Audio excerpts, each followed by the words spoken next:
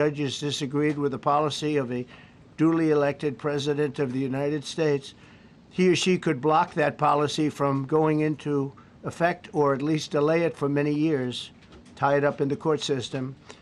This was a colossal abuse of power which never occurred in American history prior to recent decades, and we've been hit with more nationwide injunctions than were issued in the entire 20th century together. Think of it, more than the entire 20th century, me. I'm grateful to the Supreme Court for stepping in and solving this very, very big and complex problem, and they've made it very simple. I want to thank Justice Barrett, who wrote the opinion brilliantly, as well as Chief Justice Roberts, and Justices Alito, Gorsuch, Kavanaugh, and Thomas. Great people. Thanks for this decision, and thanks to this decision, we can now promptly file to proceed with numerous policies that have been wrongly enjoined on a nationwide basis. And some of the cases we're talking about would be ending birthright citizenship, which now comes to the fore. That was meant for the babies of slaves. It wasn't meant for people trying to scam the system and come into the country on a vacation. This was, in fact, it was the same date, the exact same date, the end of the Civil War. It was meant for the babies of slaves, and it's so clean and so obvious. But this lets us go there and finally win that case, because hundreds of thousands of people are pouring into our country under birthright citizenship, and it wasn't meant for that reason. It was meant for the babies of slaves. So thanks to this decision, we can now promptly file to proceed with these numerous policies, and those that have been wrongly enjoined on a nationwide basis, including birthright citizenship, ending sanctuary city funding, suspending refugee resettlement, freezing unnecessary funding, stopping federal taxpayers from paying for transgender surgeries, and numerous other priorities of the American people. We have so many of them. I have a whole list. I'm not going to bore you, and I'm going to have Pam get up and say a few words, but there's really, she can talk as long as she wants, because this is a very important decision. This is a decision that covers a tremendous amount of territory. But I want to just thank again the Supreme Court for this ruling. It's a giant. It's a giant. And they should be very proud, and our country should be very proud of the Supreme Court today. And with that, I'd like you to listen to the words of Pam Bondi. She's an incredible Attorney General. We're very proud of her. And as you know, Todd Blanche is with us, and we have so many others that worked on this case and other cases. And I think they're doing a great job. Pam, please say a few words. Thank you, President Trump. Thank you for fighting for all Americans. Americans are finally getting what they voted for. No longer will we have rogue judges striking down President Trump's policies across the entire nation. No longer. Today, in the 6-3 opinion, Justice Barrett correctly holds that the district court lacks authority to enter nationwide or universal injunctions. These lawless injunctions gave relief to everyone in the world instead of the parties before the court. As the Supreme Court held today, they turned district courts into the imperial judiciary. Active liberal judges have used these injunctions to block virtually all of President Trump's policies. To put this in perspective, there are 94 federal judicial districts. 5 of those districts throughout this country held 35 of the nationwide injunctions. Think about that, 94 districts, and 35 out of the 40 opinions with nationwide injunctions came from 5 liberal districts in this country. No longer, no longer. These injunctions have blocked our policies, from tariffs to military readiness to immigration to foreign affairs, fraud, abuse, and many other issues. The judges have tried to seize the executive branch's power, and they cannot do that. No longer. No longer. And on immigration, on a side note, today marks 2,711 arrests on these terrorists and these gangs. Total arrest today with HSI investigations, and thank you, Stephen Miller. Thank you to Homeland Security. Thank you to everyone working hand in hand with FBI on all of these transnational gangs. TDA has been a huge terror to our country, as well as MS-13, as well as Sinaloa cartels. No longer. No longer. These injunctions have allowed district court judges to be emperors. They vetoed all of President Trump's power, and they cannot do that. This has been a bipartisan problem that has lasted 5 presidential terms, 5 different presidents, and it has ended today. We will continue to fight for President Trump's policies. I want to thank the Office of White House Counsel, Dave Warrington. You and your staff have been incredible. Our Solicitor General's office, John Sowers, Sarah Harris, and Todd Blanche and Emil Bovey. Todd's going to say a few words because we've had another major ruling today on transgender books and some other great wins that we've had. But no longer will they have this power in our country. It is the president's authority under his executive branch to do everything to fight for the American people, and he will continue to do that. That's why he was overwhelmingly elected. Thank you. Thank you. Yeah, today's a great day for the rule of law. It's a great day for the Justice Department, and it's one that's been a long time coming, and one that every American should have been waiting for with bated breath. And so I echo what the President said and Attorney General Bondi, that the Supreme Court did a great thing today, not only for this administration, but for every American in this country. If not for the injunctions case, we would be here talking about another great decision that came down today, the trans books case, which restores parents' rights to decide their child's education. Seems like a basic idea, but it took the Supreme Court to set the record straight, and we thank them for that. And now that ruling allows parents to opt out of dangerous trans ideology and make the decisions for their children that they believe is correct. And so we thank the Supreme Court for that. There's been multiple decisions over the past several weeks that just show why this nationwide injunction ban had to happen. For example, what I mean by that is local district court judges issuing decisions that are clearly contrary to law just because they don't like the policy of President Trump. And when it gets to the Supreme Court has to correct it. But that takes time. The Attorney General thanked our lawyers, and I'll do it again.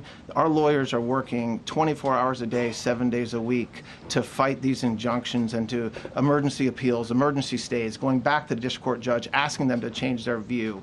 And so their hard work is really paying off today, but over the past few weeks. We had a stay of an order that prevented DHS from moving aliens to a third country.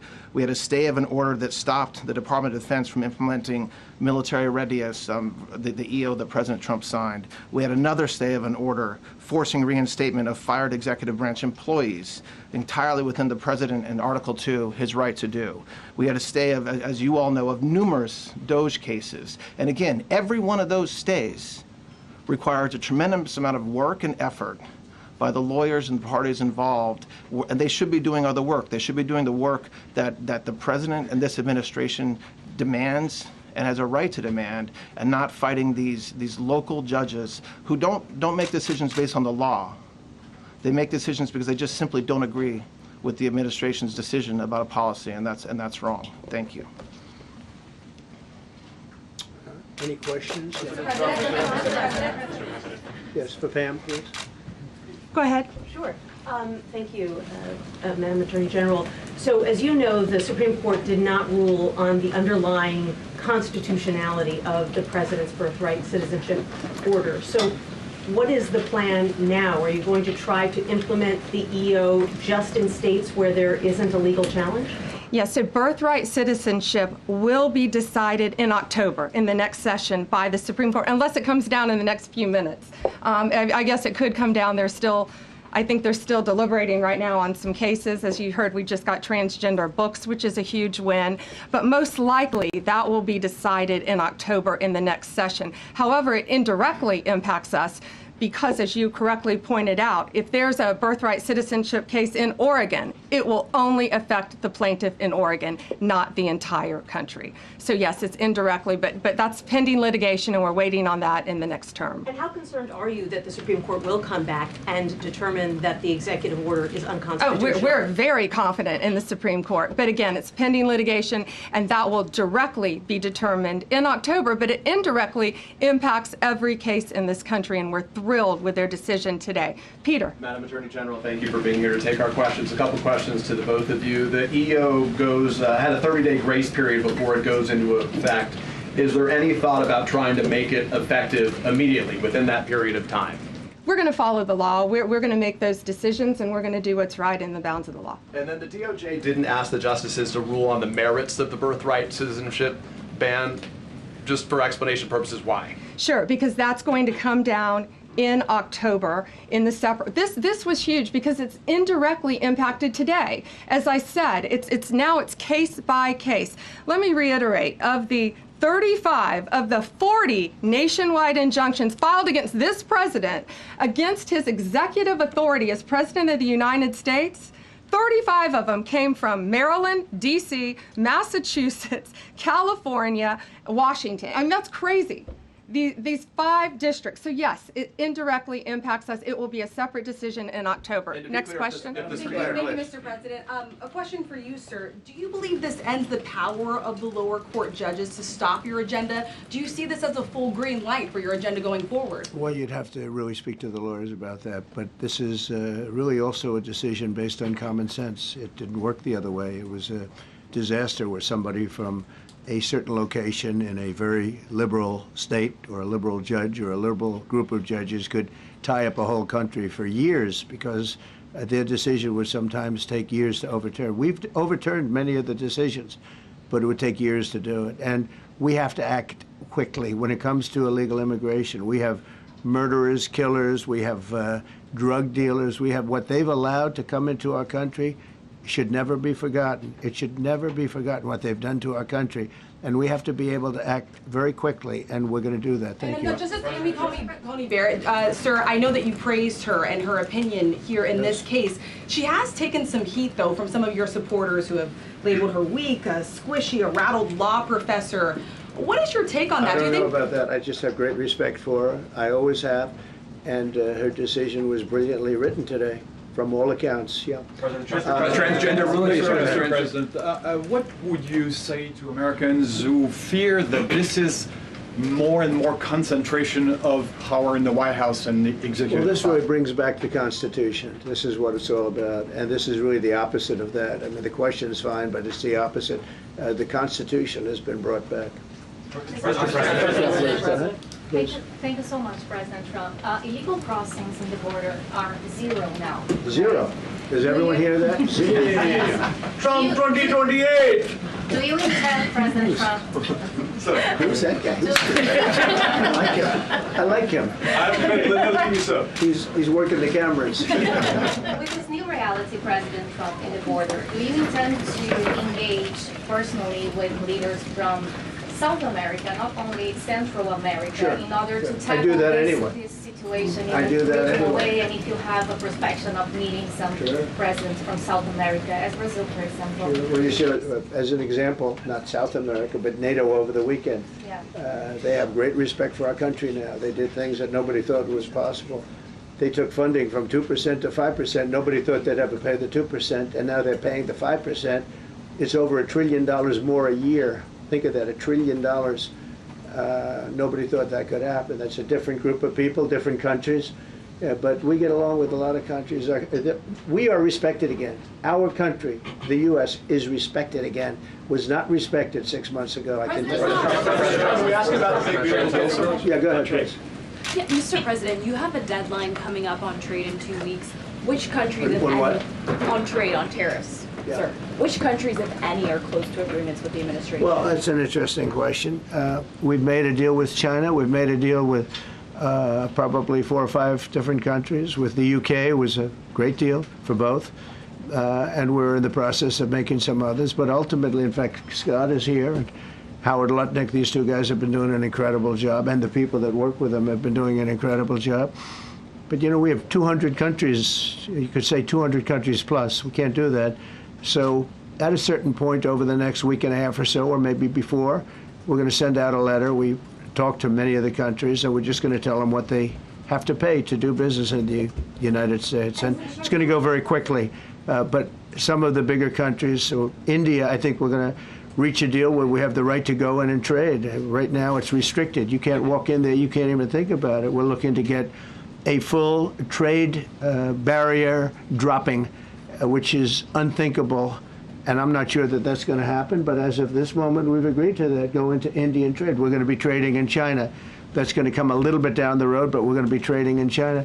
We have a lot of great things going, and we're getting along with countries, but some will be disappointed because they're going to have to pay tariffs. And we've taken in already hundreds of billions of dollars in tariffs.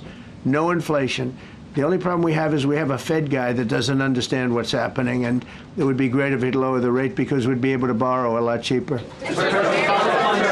Yeah, go ahead, please. Mr. President, a question on trade. Why don't we keep it on this subject? This is such a big subject. You know what? Trade is so big, but this, I don't know, in a certain way, this might be bigger than trade. On trade, Mr. President. I think this is bigger than trade. Yes, please, go I ahead. was wondering, though, if you could... Go ahead. Sir, on the transgender ruling, the Supreme Court ruling that parents with religious objections can pull their kids out of public school lessons that use LGBTQ materials. Pam brought it up. Your reaction to that ruling today, sir? I think the ruling was a great ruling, and I think it's a great ruling for parents. It's really a ruling for parents. They lost control of the schools. They lost control of their child. And this is a tremendous victory for parents. And I'm not surprised by it, but I am surprised that it went this far. It took us to bring life back to normal. So it's wonderful. It's parental. And I kept saying, we will give you back your parental rights. They were taken away, and this is a tremendous victory for parents. Yeah. Mr. President, if you look at the back at the last week, it's been extraordinary in terms of the action in the Middle East. You were at The Hague. I'm wondering hell now. of a week, hasn't it? I'm wondering now if you believe that Iran. I'm wondering now, sir, if you believe that Iran has given up its long history of ambitions with nuclear weapons, or what you would like to see from them to prove that they do, and what type of meetings is your administration looking for next week with Iran? So Iran wants to meet. As you know, their sites were obliterated. They're very evil nuclear sites. They were, now has been proven. We had some fake news for a little while. The same people that covered the Hunter Biden laptop was from Russia. The same people that did 3 or 4 other Russia hoax. But on their ambition. No, wait, just listen. They came up with something that delayed the credit that our great pilots and these great what talent that was, and they hit it right down in the spot, 52,000 feet. Think of this dark, no moon, you couldn't see a thing, and they hit the refrigerator door, as they say. That's the size of a target, and overwhelmingly, and it's amazing what was done. We're the only ones that could have done it, and we took out the 2 of the other sites also. In addition to that, we finished them off. That was a very evil intention. I believe that, and again, time will tell, but I don't believe that they're going to go back into nuclear anytime soon. They spent over $1 trillion on nuclear, and they never got it together. And nothing was moved from the site, by the way. To do that is very dangerous. It's very, very heavy material. Those cars were most likely the cars of masons because they were pouring concrete at the top, at the hatch, as you know, the hatch going into the nuclear site. They wanted to reinforce it, and they had some masons there pouring concrete. By the way, that concrete was obliterated. It hit exactly at the concrete. It was, I don't think it had a chance to dry, but everything's down there. It's under millions of tons of rock. Please. Yes. Your administration has said that El Salvador is one of the safest countries in the hemisphere. So why haven't you yet canceled temporary protective status for that country? Was it part of the deal? Well, we'll take a look. We've had a great relationship with El Salvador. They have a fantastic leader. They built a massive prison system. And I don't know exactly why, but it's a hell of a system. And we bring people there, and when they go there, they don't get out. And frankly, when they hear they have to go there, they become very nice people. They become very nice people. It's a tough system, but it's a brilliant system, and it's a system done by a very, very good leader. We'll talk about El Salvador. A lot of respect. Yeah, please. Thank you. A question for you, and then a question for the Attorney General. As you go into negotiations and talks with Iran, are you demanding not only that there would be no uranium production inside of Iran, but also that Iran would turn over all existing stockpiles of uranium? Well, you know, we're a little early for that, but something like that, yeah, we'll do something like that. Let me say that I've been saying for 25 years, even as a civilian, you cannot let them have a nuclear weapon, and that's what happened. It's been obliterated. It would be years before they could ever get going, and I really think it's probably the last thing. They have to recover from a hell of a tough war. Would you also be demanding that the IAEA have full rights to inspect in Iran? Or somebody, yeah, or somebody that we respect, And then including ourselves. And a question for both the President and the Attorney General. Under birthright citizenship, if this is implemented, who would be tasked with actually vetting citizenship? And how, like, would this be a situation where you have nurses and doctors checking for citizenship of parents, or? This is all pending litigation. It's going to be decided in October by the Supreme Court, and we'll discuss that after the litigation. If you have an undocumented baby, would that baby then be an enforcement priority? The violent criminals in our country are the priority now. Let me put it in perspective. Today marked the 2,711th arrest in our country of TDA members, just TDA. Everyone in this room agrees they are one of the most violent criminal organizations in the world. And the Biden administration let them walk into our country for the last 4 years. 2,711 of them today have been arrested in our country. That is the priority of Donald Trump. That is the priority of this country, of Homeland Security, of all of our lawyers, of FBI. That's the priority. That will be discussed in October when the Supreme Court hopefully rules in our favor, and we're very confident of that. But you should all feel safer now that President Trump can deport all of these gangs, and not one district court judge can think they're an emperor over this administration and his executive powers, and why the people of the United States elected him. I just might add one thing, and you know, they used birthright citizenship, some of the worst people, some of the cartels, to get people into our country, just so you know. And again, I say, if you look at the end of the Civil War, the 1800s, it was a very turbulent time. If you take the end day, was it 1869 or whatever, but you take that exact day, that's when the case was filed. And the case ended shortly thereafter. This had to do with the babies of slaves, very, very obviously. And I think we're going to win. People didn't, I don't think they went about discussing it right. I came along and we looked and we said, wait a minute, this is wrong. We've been looking at birthright citizenship wrong for years, but they've used it. The cartels have used birthright citizenship to get very bad people in, and what Pam's doing and what Todd and everybody else, what they're doing at DOJ and all over, FBI, ICE, Border Patrol, these are incredible people.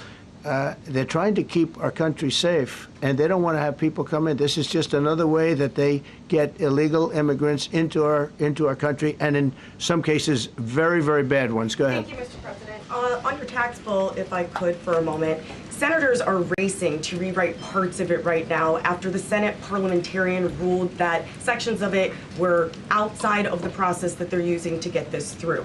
Do you think that senators should respect the decisions of the parliamentarian? And what have you personally done in the last 48 hours to try and get Republican senators who are against the bill to a yes? Well, look, it's a great bill. It's a massive tax cut. If it's not approved, your taxes will go up by 68%. Think of that, 68, a record, the highest in the history. The Democrats won't approve it only because politically it's so good for the Republicans. The Democrats aren't approving it. But think of what they're not approving. They're not approving border security. We've done a great job at the border, but we have to add some wall. We have to do, various things. We have no money for that. We have no money for the border. We have no money for so many things. But if the Democrats, it'd be interesting to see if we get any Democrat votes. We should. If I were a Democrat, I would absolutely, maybe Fetterman, because he seems to be the most sensible one lately. If I were a Democrat, I would vote for this bill all day long because it's tax cuts and so many other things that are common sense. They're basic things. I think they're doing fine. The parliamentarian's been a little difficult. And I would say that I disagree with the parliamentarian on some things, and on other ways she's been fine. But we'll have to see. It's a big issue. I will tell you this: if that bill doesn't pass, the country will get a 68% tax increase. So think of this: you're a Democrat and you vote against it. That means you're voting in favor, because essentially you're voting in favor of the largest tax hike in the history of our country. And you can't do that. In addition, we're cutting costs by $1.7 trillion, and it won't affect anybody. It's just fraud, waste, and abuse. Mr. President, a leading global economist just did a 180 and says your tariff plan, you may have outsmarted everybody with it. What is your message? I love this. I love this question. This is the favorite. This is the best question I've ever been asked, because I've been going through abuse for years on this. But Mr. Because as you know, we're taking in hundreds of no inflation whatsoever. But Mr. President, what is your message to critics who think your tariff plan will cause a recession? I think they should go back to business school. It's so obvious. It's so obvious. I mean, we're taking in billions and billions of dollars from China and a lot of other countries. We took in. I had a call from somebody in the House and a high official. Sir, we have a problem. We don't know what to do. The books are a mess. I said, what do I mean by the books? The books, the money coming in. It's so terrible. I figured, oh boy, what's this? I don't like this question. I said, so what seems? There's so much money coming in, and there must be some kind of an accounting mistake, because we have hundreds of billions of dollars more money than we thought. I said, do me a favor, go check call me back. You have to call me back.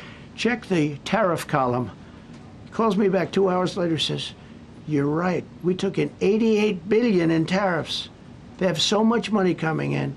But more important than the money coming in, we have companies coming in, factories coming in, auto plants being built. AI is being built here instead of being built all over Europe and Asia. We have all of it. We have over $15 trillion, just about, Scott. I think we're right about that number. We went to Saudi Arabia. We went to Qatar, we went to UAE, very smart people, very smart leaders, great leaders, and we took in $5.1 trillion just there. Without the tariffs, I mean, they also liked a thing called November 5th, November 6th, and November 7th. That was a very good little period of time. It's called the presidential election. You know, you used to have one-day election, now you have it go over it, but even if you just took that little period, because it was pretty obvious it was going to be a landslide, and they like that, but they love the tariffs. I had Texas Instruments come in the other day, big company, and he said, we're putting in $60 billion into new plants and new equipment, new everything. Sir, you're going to keep the tariffs, aren't you? Because if I ever took the tariffs off, and we are going to absolutely keep it. And they're worried that somebody like this communist from New York someday gets elected. I can't believe that's happening. That's a terrible thing for our country, by the way. He's a communist. We're going to go to a communistic state. That's so bad for New York. But the rest of the country is revolting against it. But if somebody got elected, they're afraid that if this was taken off, well, we're going to guarantee it's never going to be taken off. And again, we're taking in think of this, hundreds of billions of dollars. And they were all confused because they've never seen this before. You know, it's always the other way. We don't have enough money. So much money is coming in at levels that nobody's ever seen. But most importantly, we have factories being built, car plants being built, companies moving to our country like never before. If you look at 15 trillion, and that's only in a few months, you know, I haven't been here that long. Presidents, like the last one, was a disaster. He's the worst president in the history of our country, by the way. What he did on our border can never, ever be forgotten. To me, that's the worst of all the things, and he's done some terrible things, grossly incompetent. Nobody knew it was him, because I don't think it was him. I think it was whoever was controlling the auto pen. But our country is doing great. And those leaders and other leaders, I just left, as you know, a large group of the most highly respected people. And that includes big countries. When you look at Germany and France and Spain, although Spain didn't come through, but they will. By the way, guaranteed they will. That was the only country that sort of tried to hold back on putting up the money. But just so you know, they said, it's unbelievable what's happened to the USA. You were a dead country. We didn't respect the country, the leader. You were dead as a doornail. One said to me, you went from being a dead country, You are right now the hottest country anywhere in the world. The whole world is talking about the USA, and everybody wants a part of it, and they're pouring into our country, and you're going to see those numbers. Thank you for that question. Yeah,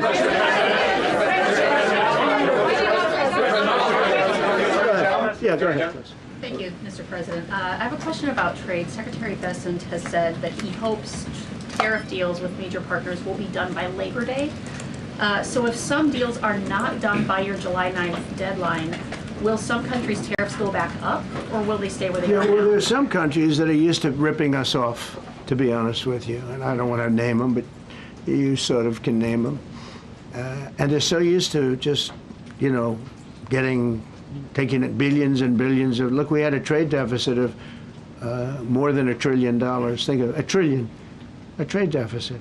That's because nobody cared. We cared a lot when, I took in hundreds of billions of dollars in tariff. We had the greatest economy in history up until now. I think we're going to blow it away. But during my time, and especially prior to COVID, we had the greatest economy in the history of our country.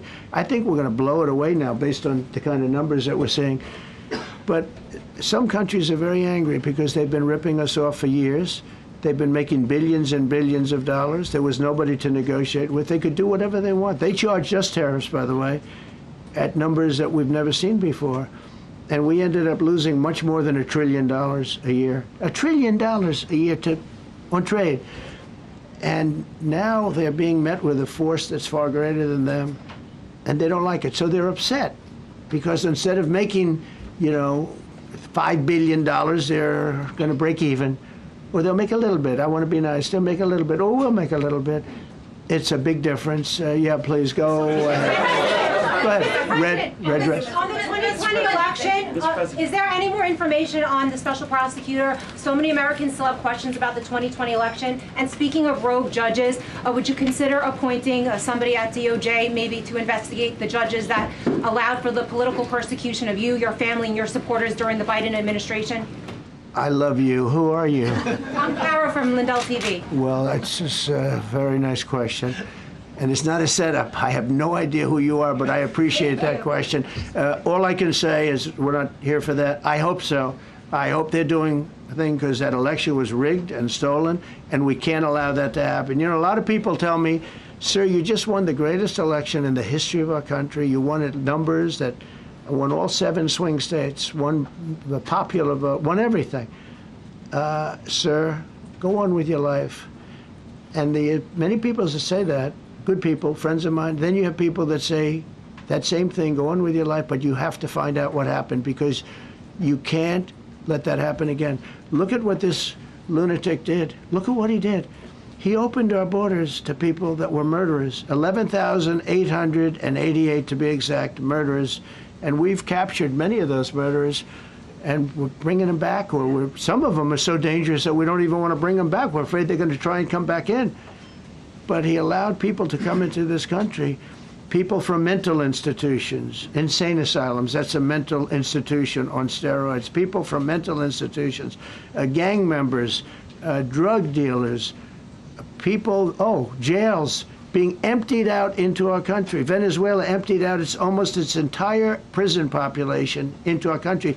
But I don't want to blame them. Many countries have done that. The Congo, we have a great press conference coming up later, and it's the Congo and Rwanda. They were fighting for years, and it was machetes, it was vicious, it was as vicious, people's heads being chopped off. And I have a man who's very good in that part of the world, very smart, and put them together. And we're signing a peace treaty today. First time in many years they're going to have peace.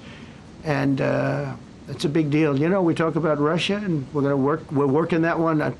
President Putin called up and he said, I'd love to help you with Iran. I said, do me a favor. I'll handle Iran. Help me with Russia. We got to get that one settled. And I think something's going to happen there.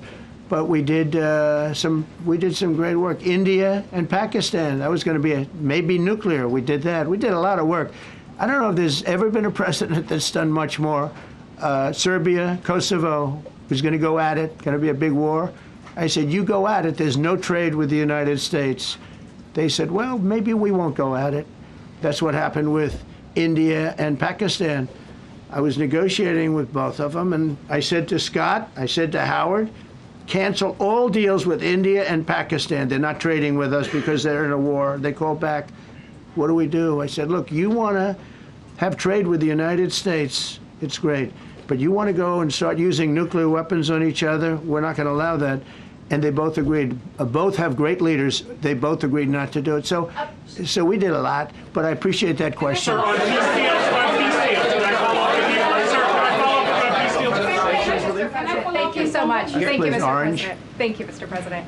I was just speaking with Senator Ron Johnson on the One Big Beautiful Bill, and he says he really wants to get to yes for you and get this accomplished. He does. He's a good man. But he also said that he needs more time, and he is not certain that the July 4th deadline is possible. Well, then he's not such a good man. Because there's too much work to do. He's a good man. Ron How Johnson's important- doing a good job. He's very committed. Every Republican senator is committed. And, you know, you could have a couple of grandstanders, in all fairness. You could have somebody else. And it's very dangerous because our country would go from being the most successful country in the world to who knows what happens with a 68%, think of it, 68% tax increase. That was given by the Democrats because they like high taxes. I don't know what happened. You know, all my life, I'd grow up and I'd watch politicians talking. I'd say, oh, that's fun. And they were always saying, we will cut your taxes. We will cut your tax. I never heard it. They say, we will raise your taxes. And they elect people like this guy in New York that maybe has a chance. I find it hard to believe, but he maybe has a chance. They want to raise your taxes. So they want to see a 68% tax increase. That's more money than anybody could afford. You'd go into a depression if that ever happened. So I think there's a lot of pressure to get that approved. President Trump, How important is the July 4th deadline to you? If the It's default important. It's not deadline's the end till all. August? It can go longer, but we'd like to get it done by that time, if possible. And look, we have a lot of very committed people, and they feel very strongly about a subjects that you're not even thinking about that are important to Republicans. The problem we have is that it's a great bill. It's a popular bill, but we'll get no Democrats only because they don't want to vote for Trump. If that bill was their bill, oh, they would be so happy. It's so great for our military. It's great for everything. And they would normally vote, but because their hatred of Trump, they have Trump derangement syndrome at levels never seen before.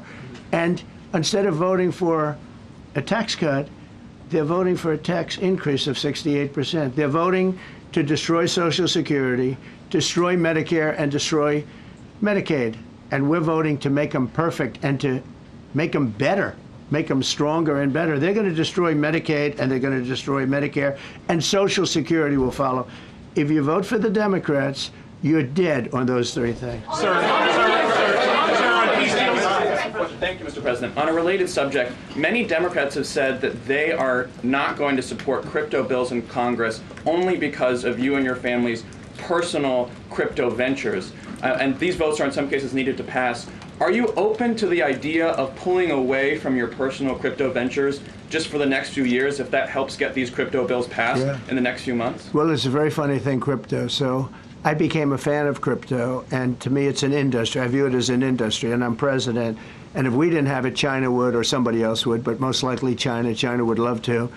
And we've dominated that industry. It's a big industry, by the way. In fact, when the stock market went down recently, crypto and Bitcoin and all of that went down much less than anybody else as a group. And we've created a very powerful industry, and that's much more important than anything that we invest in. We invest in it, but really that was an industry that wasn't doing particularly well. I got involved with it a couple of years ago, and before the second term. I got involved before I decided to run. I only decided to run because I saw what was happening, and Biden was incompetent, and the administration was crooked and incompetent. And I was in Bitcoin then, not knowing if I was going to do it a third time. So it's become amazing. I mean, it's the jobs that it produces. And I notice more and more you pay in Bitcoin. I mean, people are saying it takes a lot of pressure off the dollar.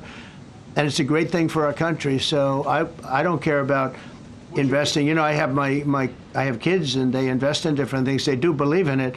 But I'm president, and what I did do there is build an industry that's very important. And, you know, if we didn't have it, China would. Okay. Sir, Mr. President, go ahead. With the glasses, gentlemen, go ahead, please. Go ahead. Thank you, Mr. President. So Are you going to cut funds in the sanctuary states, like for instance California, they keep supporting illegal immigration, and then these people work under Yeah, we're the giving them table? a hard time. And also, in a foreign policy I question. mean, they don't have a governor in California. They have a man that wants to give away everything to people that nobody's seen before. If we didn't go into Los Angeles with the military, which did a fantastic job, but if we didn't go into Los Angeles bringing in the National Guard, I would have brought the military if it was necessary, because you have to. We have the right to. That was another thing upheld by the Supreme Court.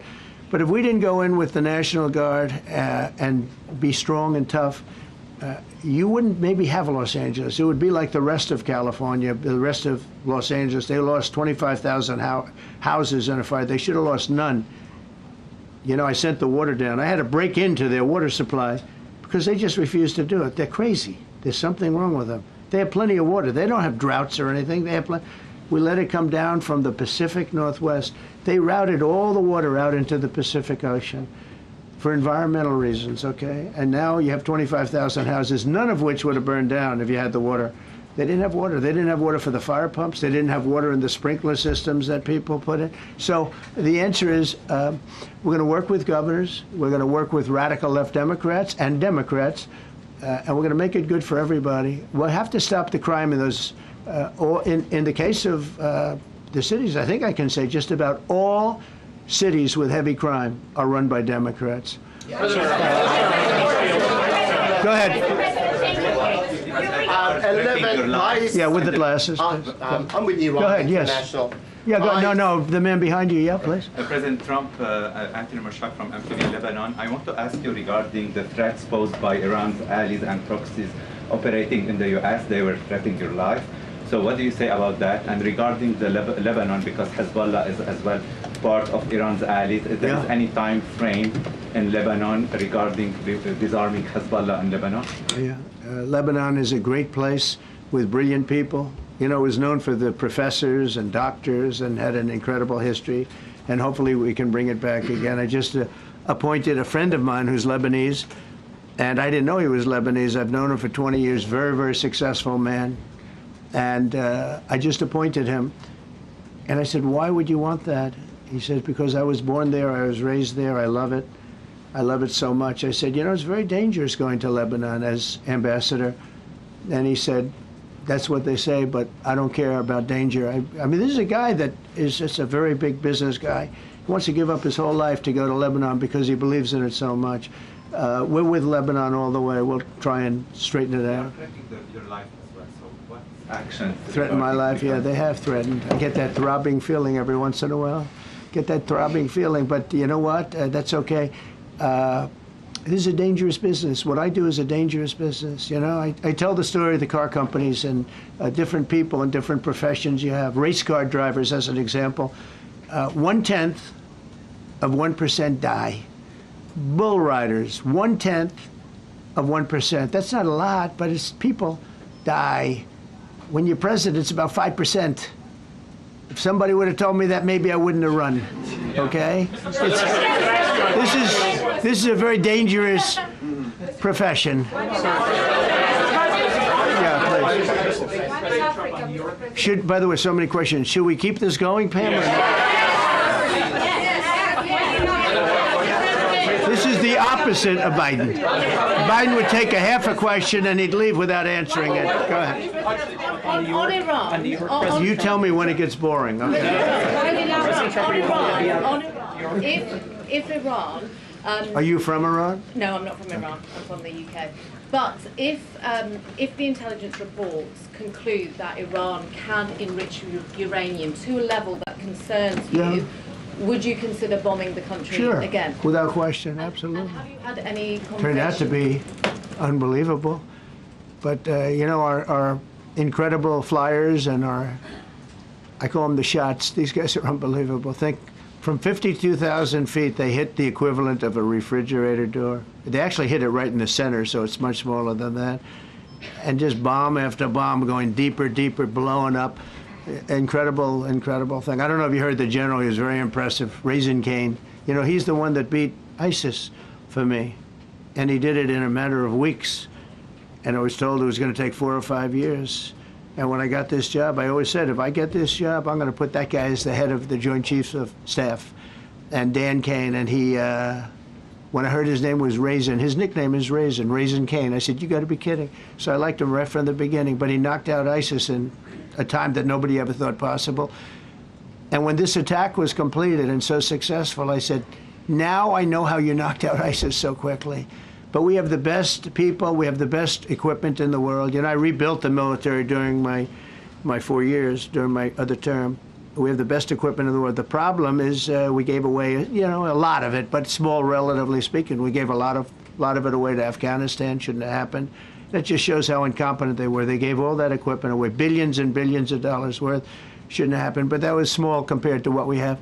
Now we have a great military with great people. Okay. Yeah, please. Mr. President, congratulations. A couple of very different questions. One is Rwanda, 1994. As you grew up in New York, we all knew how horrific those attacks were. Congratulations on that treaty. There are talks that perhaps... That's going to take place today at 3 o'clock in the Oval Office. We're going to have a signing with Rwanda and the Congo. I have a follow-up. So I'm a little out of my league in that one because I didn't know too much about it. I knew one thing. They were going at it for many years and with machetes. It is one of the worst wars that anyone's ever seen. And I just happened to have somebody that was able to get it settled. I mean, just a brilliant person who is very comfortable in that part of the world. It's a very dangerous part of the world. I said, are you uncomfortable there? People are being killed. School children are being raided and killed. And I don't even want to say how, but as viciously as I've ever heard. Are you uncomfortable? No, that's the part of the world that I know. Very comfortable.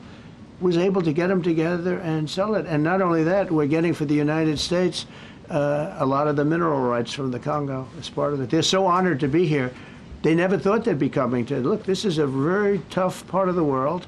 They never thought, they were just telling me, they never thought they'd ever be coming to the White House, and they're so honored. And so we're going to give them a great big reception, but that's after many years of fighting. It's a great thing. That's at 3 o'clock, I believe. Sir, are you concerned at all about secret nuclear sites in Iran? You talked about maybe just secret nuclear site? Yes, that there might be some. Not really. Can I tell you, they're exhausted, and Israel's exhausted too. And I dealt with both of them, and they both wanted it settled, both of them, and we did a great job. But they're exhausted. The last thing they're thinking about right now is nuclear. You know what they're thinking of? They're thinking about tomorrow, trying to live. It's such a mess. It's such a mess. The place was bombed to hell. And no, I'm not worried about it at all. And I'm putting out a little statement. I'm going to respond to the Ayatollah's statement yesterday that we won the war. Oh, God, we won the war. And I said, look, you're a man of great faith, a man who's highly respected in his country. You have to tell the truth. You got beat to hell. And Israel was beat up too. They were both beat up. And it was a great time to end it. It was quick. They got the hate out. There was a lot of hate, a lot of hate. It would be great if they didn't have that hate. But the last thing they're thinking about is nuclear weapons right now. Please. Thank you, Mr. President. Iris Tao with NTD Research Media with the Epoch Times. Thank you so much for doing this. It's very refreshing for all of us here, It's a good group. in this room. It's refreshing. Very refreshing. Yes, we haven't had Probably. this in, for the past I understand what you mean. So thank you so much for coming out here. Other to talk than to Caroline's done a great job. Right? Yes, You're referring to the past administration, Yes, not to yes. Caroline, right? Yes. Back to the ruling today, if you don't mind. So you have always talked about winning for the American people. Right. How do you think today's ruling will enable you to further deliver for American families and workers across the country, not only when it comes to immigration, but also when it comes to trade, energy? What actions are you most eager to move forward Well, I with think now? taking power away from these absolutely crazy radical left judges is a tremendous. This is such a big day. This is such a big day. It's like.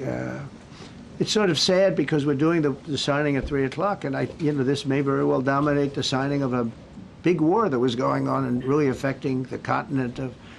Think of it, the entire continent of Africa was being affected, and we're settling that war today, and this will probably be a headline.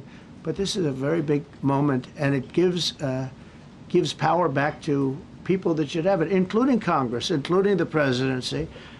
And it only takes bad power away from judges. It really doesn't take power. It takes bad power, sick power, and unfair power. And it's really going to be, this is a very monumental decision. Yeah, please. Yes, President, thank you very much. On July 9th, is that July 9th date set for tariffs to snap No. back? Or could there be a... We can do whatever we want. We could extend it. We could make it shorter. I'd like to make it shorter. I'd like to just send letters out to everybody. Congratulations, you're paying 25%. He doesn't want. He's a much nicer person than I am. Go ahead. Did you finish it up? Who are you considering for the Federal Reserve then? And are you speeding up that process? I see Secretary. Oh, he's terrible. He's terrible. I mean, I have a list of things. We're like 38 on the list. We pay, Cameroon and different places are paying the same as us. Because, you have somebody sets a rate at 4% or 4.5%. It's hard to go out and say we should be paying 1% when you have your so-called experts doing it. And the sad part is, as per the question that you asked about tariffs, we've had the tariffs and we have less inflation than we had before. What we have is a hell of a lot more money, a hell of a lot more income, and we shouldn't be paying a rate like that. In other words, when we pay a rate, I'll tell you, each point is the equivalent of $300 billion. So if we had it down 3 points, because I think we should be at 1, you have Switzerland is at 0.25. In other words, 25% of 1%. And they're the number 1 right now. But we should be the number 1. And soon you're going to have, I think, you're going to have where the people will pay will pay, like we had a few years ago, where you put up money, you loan money, and I mean, you actually, instead of paying, you get paid. I love that. I don't know if it's any good, but I love it, where you put up money and you get paid. But we should be in a category, so we should be at the top of the list, not toward the bottom of the list. But we have a man who's not a smart man, and he probably has Trump derangement syndrome. And he's just not a smart person. What he's doing, though, he's hurting us for years to come. Because if we borrow money at 2 points higher than we should be paying, that's $600 billion. Wouldn't you say those numbers are about right, Scott? So it's 2 points would be about 600, actually more than that, but about $600 billion, all because the guy doesn't want to lower the rates. He's doing the service, a very disservice, and then he goes up and talks about, I'd like to see costs come down. He gets up and he does his little thing for 5 minutes, and he goes out and he goes back to the beach. He goes, I'd like to see costs come down. Well, he could lower the interest cost by $900 billion a year. All he has to do is lower rates. And everybody's saying, I was watching some of the business shows today, and they're saying, Trump's right. He should really be cutting. The country's doing well. We have no inflation. Now, despite him, we're doing great. But if we got the rates down, we would be a rocket ship. So I think that'll be it. And I just want to thank everybody. This is a really big day. We've had a big week. We've had a big week. We've had a lot of victories this week. NATO was a tremendous victory. The war was a tremendous. Look, we were talking about this for 30 years, about Iran being nuclear. And all I said is it will not be nuclear, and it's not going to be nuclear. And I want to give credit to a lot of people, and most importantly to our great military. Boy, they put out that fire. Once that happened, once those bombs got dropped, that war was over. That war was over. But I just want to compliment them. Incredible. The general and all of his generals.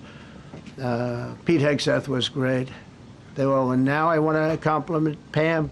A lot of genius went into this. People, if you don't say it exactly right, if the Supreme Court doesn't get it because it's incorrectly spoken about, and that happens. A lot of cases are lost because they don't say the right words. But I want to correct. She's going to go down as a great attorney general. I may change my mind about that. I don't know. Maybe someday I'll have call and say I was only kidding. She's going to go down as a great attorney general. This was a tremendous win, and we've had tremendous wins, but this was a tremendous win today. So I just want to congratulate you and Todd and your whole staff. Very brilliant people, and we can't forget John Sauer. That's right. Who is with. There's a medical emergency within his family, so he's taking care of that, and we said absolutely. So I just want to thank everybody very much. Thank you. Mr. Jeff Bezos on his wedding weekend. Thank you, Mr. President. Thank you, sir.